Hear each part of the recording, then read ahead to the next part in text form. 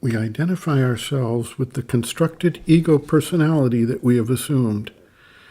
We have certain ideas, feelings, relationships, preferences, desires, ambitions, fears, and motivations of various sorts.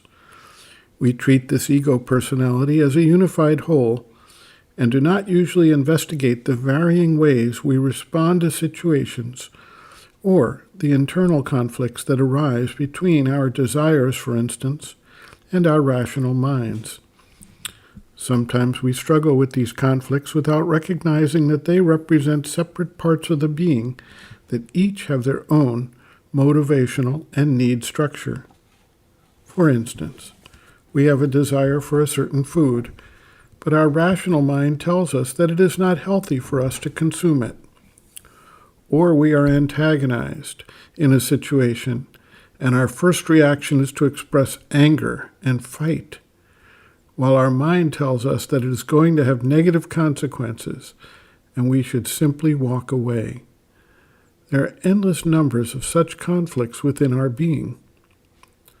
Sri Aurobindo and the Mother describe these variances and conflicts within the being as resulting from different parts of the being that have their own separate evolutionary development and powers, and which do not always agree with each other.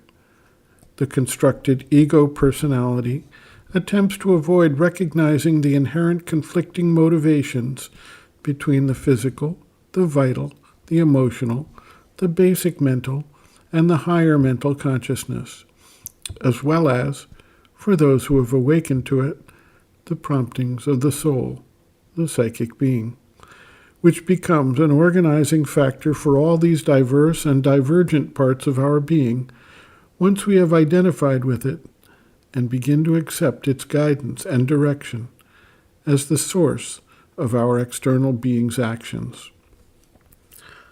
A disciple asks, "You say that it is necessary to establish homogeneity in our being."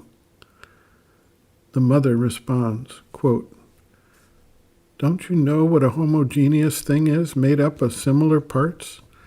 That means the whole being must be under the same influence, same consciousness, same tendency, same will. We are formed of all kinds of different pieces. They become active one after another. According to the part that is active, one is quite another person, becomes almost another personality. For instance, one had an aspiration at first, felt that everything existed only for the divine. Then something happens. Somebody comes along, one has to do something, and everything disappears. One tries to recall the experience. Not even the memory of the experience remains. One is completely under another influence. One wonders how this could have happened.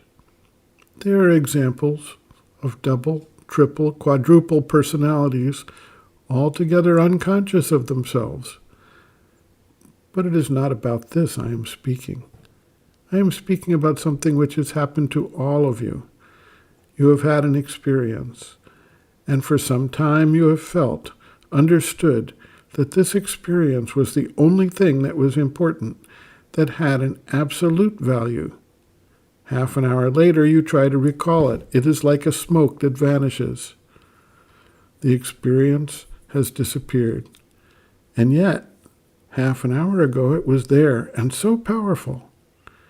It is because one is made of all kinds of different things.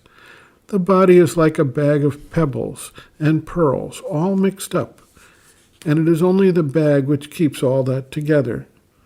This is not a homogeneous, uniform consciousness, but a heterogeneous one." End quote.